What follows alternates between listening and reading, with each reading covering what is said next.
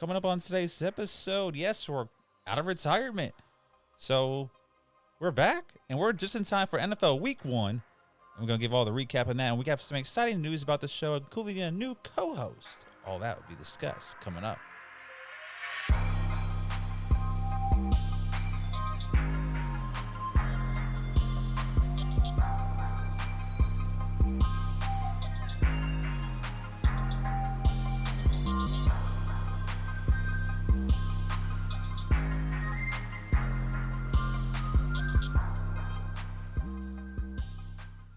All right, welcome everybody. This is Sports Talk from the Crib, and I'm your host, Tanner Christian.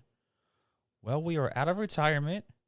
It feels good to be back, and we have a new co-host to introduce to this show.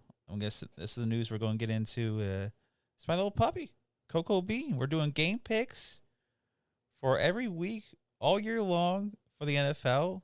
We're going to keep track of our records, see how we do. This past weekend, we didn't do as well as we'd hope.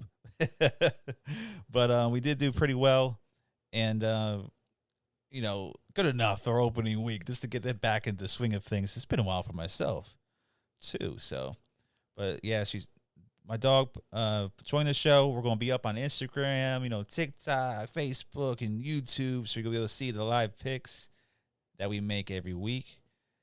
So check us out on the social media handles. It's at Feel the Heat Entertainment. It's Feel the Heat ENT. We're on Instagram, Facebook, YouTube, TikTok, you name it, we're on there. And just check out the website, sportstalkfromthecrib.com, where you'll be able to see everything. Click on those different social media links as well, and stream the podcast. It's still available on all streaming platforms. So to your liking, you can check it out on wherever you like, Apple, Spotify, etc. So go subscribe and check out these channels, check out the podcast, wherever you may be. Leave some reviews, help us out, getting some momentum back, because we are back. And I'm glad, because it's been a long time, and I'm just very happy we have some football back in our lives and to get to talk about it. So we're going to get into NFL Week 1 here. The first topic of the day is the Dolphins and the Colts, because we all know I'm a Miami Dolphin fan, and it's painful. They may have had the worst showing of the weekend. They got absolutely dismantled. I mean, you talk about getting your rear end kicked. It was the Miami Dolphins. They lost 33-8 to my favorite quarterback, Daniel Jones. Yes, wearing number 17. He's playing in Indy now, guys. Daniel Jones out there slinging it around like he's Peyton Manning. Old time is in the Indy. And 33-8. They didn't score to the fourth quarter on like a fourth and goals or 4th and 11 or something. And A-Chain magically kind of got in and they got the 2-point conversion. So it was like, thank goodness we scored something, because this is how bad this game was. Tua Tagovailoa on his first drive threw an interception over Tyreek Hill's head. He had 3 turnovers total on the day, 2 picks, a fumble. And the first 2 possessions of the game was the pick and a fumble. So that put him in the hole already. And it was just embarrassing from then on out. And it's just sad, painful, no heart. This gut-wrenching. On the day, Tua Tagovailoa, 14 of 23, 114 yards, a touchdown, and 2 interceptions. While Daniel Jones is out here looking like Peyton Manning, he was 22 of 29, 292 yards, threw for 1, and also ran 2 in. 3 total TDs on the day. Tyreek, where you at? 4 receptions, 40 yards. Meanwhile, Michael Pittman Jr. He's like, hey, I guess I'm glad Daniel Jones is the QB over Anthony Richardson. 6 catches, 80 yards, and a touchdown. Let's get into one of the most glaring stats of this game. Not like those are glaring stats, seeing Daniel Jones having all those passing yards and touchdowns, but Miami had 43 total yards in the first half. Indianapolis ran 43 plays. They ran the same amount of plays as Miami did yards total. And let's just put it this way. Let's call it what it is. I saw this coming in the season when we got rid of everybody, started getting rid of Jalen Ramsey, Jonnu Smith, and they won it out for good reason, because we knew this team was going to be bad. You can say what you want. Hey, defensive line, they got Bradley Chubb and Jalen Phillips coming back. It's going to be all right. But who in the world is in the secondary? When you're starting some guy named Storm Duck and he gets hurt the first series of the game, who are the rest of your corners? Name one. You can't name any. You don't know who they are. So then you know that was going to be a problem going into the season. And guess what? Offensive line, too. They didn't address it again for the 10th year in a row. So what are we doing, Miami? What are we doing, Chris Greer? What are we doing, Ross? What are we doing? Mike McDaniels comes on. The press conference is just like, it's so bad. I mean, we all know what is going on in Miami. They don't respect the coach. They don't respect him at all. Why would they? You know? Because I don't. I'm the fan. And I don't. It's just that bad. And there's just no other way to put it. 25 years of disarray. 25 years of hope. 25 years of just wanting something. And you go back to it's been like a few years now since they lit up Broncos for 70 points. And look at the difference between these two franchises. Denver is starting to excel with a Bo Nix as their QB in his second year. Tua, after getting the contract last year for some unknown reasons why they did that, $200 million man goes out, turns the ball over twice in the same, back-to-back possessions to start the game. He's not the answer. He never will be. You say about injuries, offensive line, I think is all you want. He's just not it. And then we see Justin Herbert and some other guys, Joe Burrow. We see the other guys from the same class. Stop trying to brainwash us and thinking that Tua Tagovailoa is a franchise starting quarterback. He's not. He never will be. We'll preach it year after year after year. You got to cut ties. Now, this year you can't do anything. Because do you really think 7th-round pick Quinn Ewers is going to be the answer? No. Do we think Zach Wilson, who is the quarterback, who's the backup currently, the answer? No. So you got to hope you get into the draft, this draft coming up for next year, somebody like a Lenora Sellers or somebody to draft in the first round and go from there. Because this team is going to need a major overhaul. They're going to have to get rid of the coach, Mike McDaniel. He's a joke. Let's call it what it is. Chris Greer, the GM, has been a joke. He's been in this organization the entire time. It's been bad. He's been scouting team, director of scouting, in the general manager's office for years. He's one of the problems because name a good draft that Miami has had in the last 25 years. They may have hit on a couple 5th-rounders here and there over the course of time. We had... Oh, man. I mean, look at the draft where we had 3 first-rounders. Tua, Austin Jackson, who gets a contract too. He can't block anybody.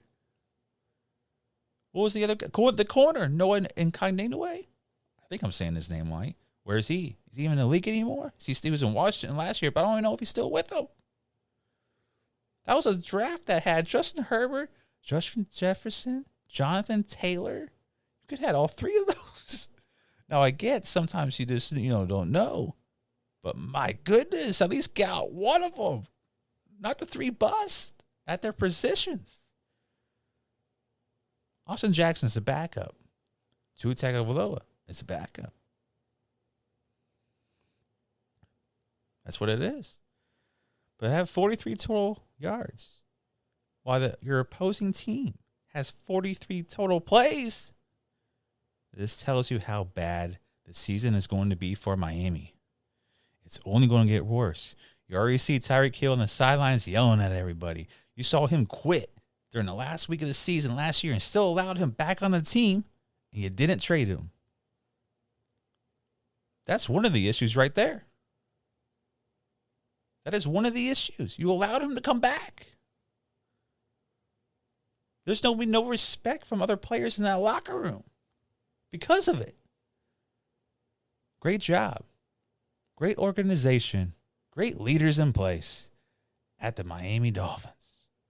All right, let's get into this other game.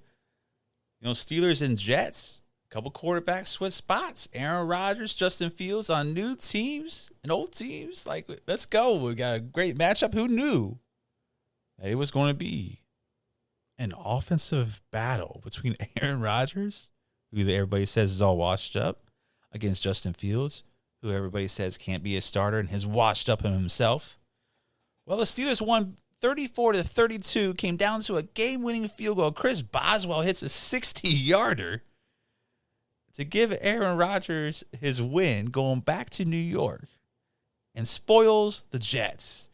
He on the day had 244 passing yards and 4 touchdowns.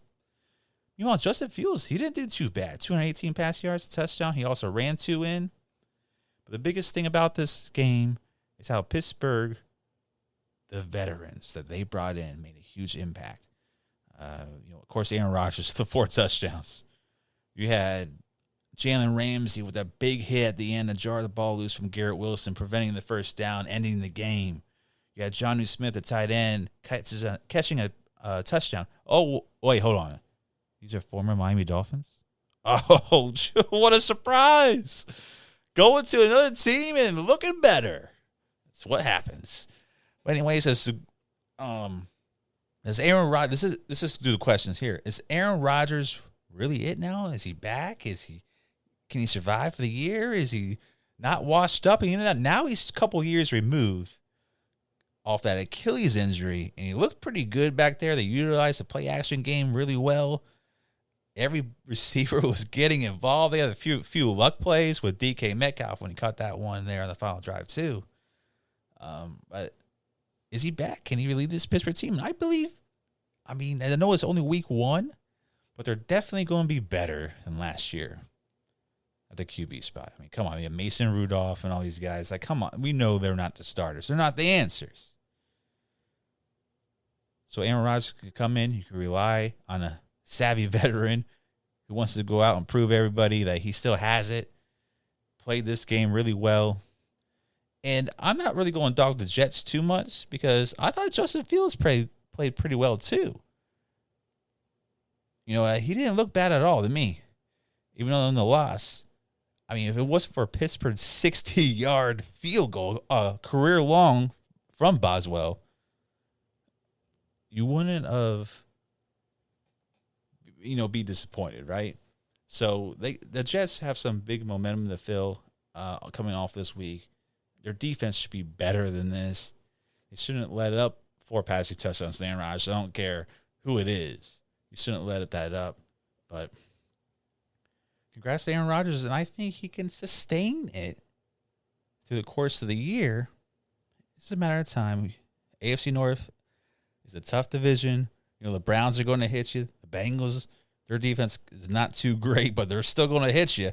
When it gets into these AFC North games, you're going to see a battle. And of course, you got Baltimore and Lamar Jackson. So that'll be interesting to see when these games come up, how Aaron Rodgers responds. And that would be the telling of if Pittsburgh is going to be legit or not this year, is how they're going to fare against their divisional opponents. But anyways, this is a great win, great bounce back win. He was excited, trash talking at the end of the game. Happy to win in New York. Okay, Aaron. Okay, let's get into this next game because this is about another bad quarterback. I just have to put it in here.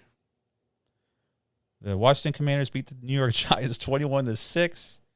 Brian Dabble at the end of the game was asked, "Is Russell Wilson your starting quarterback?" Yes, he is. Week 2, he will be our starter. Now, let's just put it this way. Russell Wilson has not been good in a very, very long time. Stop with the hype. He was 17 of 37, 168 yards. Sacked only a couple times. He only took 2 sacks. He fumbled. But those are not very impressive numbers. You only put up 6 points. That's not impressive either. We saw Jackson Dart lighten it up in preseason. A lot of people are excited about the young rookie out of Ole Miss. He He's out there throwing darts. Let's just be real. So I think that he should be the starter. What do you got to lose? Brian Dabble, what do you have to lose? You have not had a good quarterback in years. Daniel Jones didn't work with you. You guys got rid of Saquon Barkley. He goes out, has MVP year, and wins a Super Bowl. He should have won MVP last year, in my opinion. But Josh Allen, because, it has to always go to the quarterback. But Saquon Barkley saved the Philadelphia Eagles season when they were kind of nosediving in the middle. Brought everybody back up. Was out to prove something. His first year, he wins the Super Bowl, leaving his former team because of this. This is what happens when you have organizations that just don't know what they're doing. We have head coaches that seems like they just don't know what they're doing. And Brian Dabble gets a lot of praise as being a great head coach. Why? If you're a great head coach, you wouldn't be starting Russell Wilson. He was horrible in Denver, horrible last year in Pittsburgh. I mean, you got Bo Nix, who's in his second year playing better than Russell Wilson. Look at Pittsburgh already with Aaron Rodgers. Puts up as many points as Russell Wilson will ever do in like 5 games. So, Brian Dabble, you got to look in the mirror, man. If you want to save your job, you may want to start Jackson Dart. I would. What have you got to lose? Nothing. You're in NFC East. Philadelphia's going to run it. Washington's going to run it. Dallas is, they traded away Micah Parsons. They may not be too good. So, what do you have to lose? Nothing. The defense, I think, could be pretty solid on the team, especially the front. Defensive front, I think it's pretty solid. You just got to get a quarterback in there that knows how to throw the ball. You got Malik Neighbors, who's a hell of a wide receiver. Let's utilize that, right? So, Brian Dabble, I think it's time to screw. I don't even care if Jackson Dart knows the freaking playbook. I'm starting him. So, how about those Lions and Packers? Packers had a big debut of Micah Parsons, and he ended up getting a sack, winning the game 27-13. They dismantled the Lions. So let's talk a little bit about this game and what happened. I mean, the exit of both coordinators for Detroit offense and defense, I don't know if that really played a part. It certainly looked like it on the field because Jahmyr Gibbs was just a regular old running back. Jared Goff, regular old quarterback. They didn't really get anything done. But anyways, they lost 27-13. Jordan Love, 2 passing touchdowns. Josh Jacobs ran one in. Of course, it's Micah Parsons' debut. He made everybody look good. I mean, this is presence on the field. You could tell the crowd and the entire defense looked great. I mean, Ezra Cooper, Quay Walker, Rashawn Gary, all these guys were making plays all over the field. Rashawn Gary had a sack and a half on the day. But the most glaring thing was the Detroit rushing attack. David Montgomery, 11 carries, 25 yards. Jahmyr Gibbs, 9 carries, 19 yards. So he had 20 carries total for only 44 yards. Gibbs even had 10 catches for 31 yards. So 19 touches for only 50 yards. It's kind of unheard of when you think Jahmyr Gibbs because of how explosive he is. But, I mean, the Packers were just all over the field. Like I said, the hype was real regarding Micah Parsons joining the team. And what a trade. Feel bad for Kenny Clark. But, the Green Bay Packers came to play, and they look like they're going to be something to reckon with going forward. We'll see what happens. Detroit, is it cause for concern? It's only week 1. It's not, get carried away here. A lot of great things were coming out of camp and preseason. There were, they brought back the entire team pretty much, and they came out flat. I mean, they just couldn't do anything. They couldn't get anything more than 5 yards throughout the whole entire day. So, is it cause for concern? I wouldn't panic just yet. I know Ben Johnson leaving is going to play a big part in this offense going forward. Jameson Williams was signed a big extension. We thought he was really going to be explosive, and it looked like the same old kind of Jameson Williams where one game he looks like he's going to go off. The next game he looks like he's not going to do a whole lot, be that much of a factor. So we'll see what happens going forward. But it's just not hit the panic button yet if you're a Detroit Lion fan, because Green Bay is coming to play this year, and Micah Parsons, it reminds me a little bit of something else, right? Look at these big trades that Green Bay has done in the course of their lifetime, right? They brought in Reggie White. That's who they for the trade with Philly back then. So they're feeling the same way with Micah Parsons. So we'll see what happens going forward. But I think the Packers are going to be a real threat in the NFC now. All right, now let's talk about Monday Night Football. J.J. McCarthy's debut. It was his second year, but he was a rookie. He didn't play at all. Remember, he tore his meniscus. Going against Caleb Williams, the new look Chicago offense that they brought in a whole entire offensive line, pretty much. Getting all these wide receivers, running backs, anything to help Caleb Williams out. And guess what? J.J. McCarthy ended up getting the best of him. Ben Johnson and crew, whole new coaching staff. We expected big things, and it did look like big things in the beginning, like the first drive of the game. But anyways, the Vikings win it 27-24. They scored 21 points in the fourth quarter, the comeback victory. J.J. McCarthy, like I said, his first career start, he was very iffy in the first half. The second half, when they got the run game going with Jordan Mason and Aaron Jones got a couple carries, they were able to, I feel like, make him more comfortable. Play action pass was working. He threw a touchdown pass to Justin Jefferson. He finished 13 of 20 on the day with 143 yards, 2 TDs. He also ran one in because he had 25 yards on the ground as well.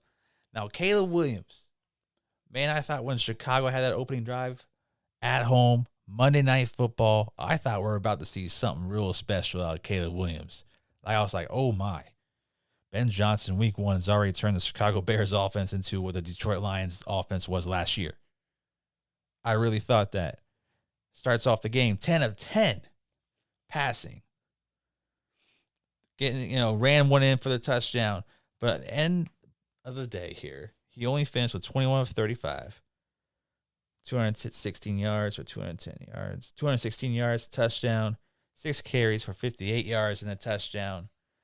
There was times where I was watching him because the whole second half was pretty damn bad for Caleb Williams. It was a lot of 3-and-outs, punts. We had missed field goal, so it wasn't the greatest second half, and they kind of were faltering in towards the end of the first half too. So they just carried over.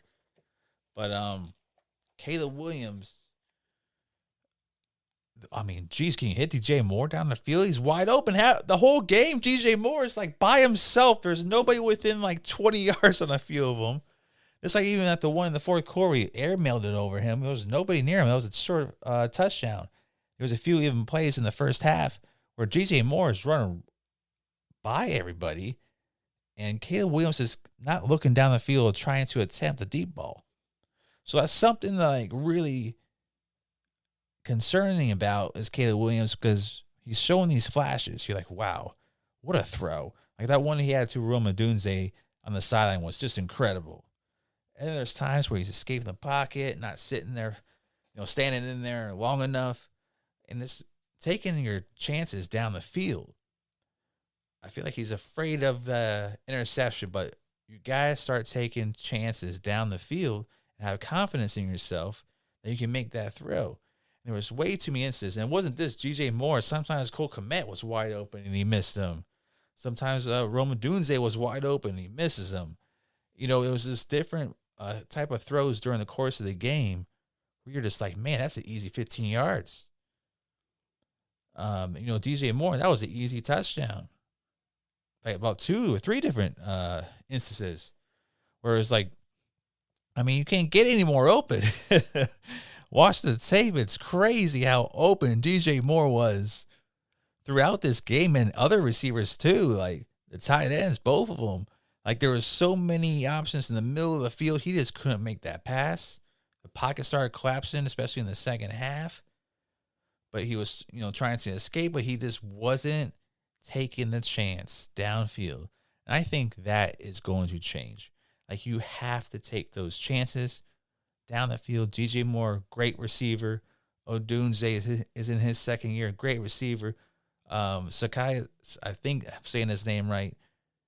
Zacchaeus, he was great last night too. There was a couple instances where he, threw the ball at the dirt next to him. So Caleb Williams needs to be more consistent going forward for the Chicago Bears to really have a chance. They were missing a lot of people on defense. They hung in there for the most of the night and played pretty well, aside from the fourth quarter, because Chicago, like I said, the offense was done for, 3 and outs. And the defense was right back on the field. And when the fourth quarter hit, it was like they were gassed. Week one, it ain't in much shape yet. But anyways, I'm looking forward to see J.J. McCarthy. And it's just, I don't know what it is about this, QB guru, man. His offensive mind is just incredible. I mean, he did it last year with Sam Darnold and going 14-3. Yeah, let's give our props to Kevin O'Connell. What a game script in that second half to really make J. McCarthy settle in. I mean, he did throw that pick 6. So he did, technically score 4 touchdowns? So, when that happened, it was like, oh man, it's over. Like, there's just no way.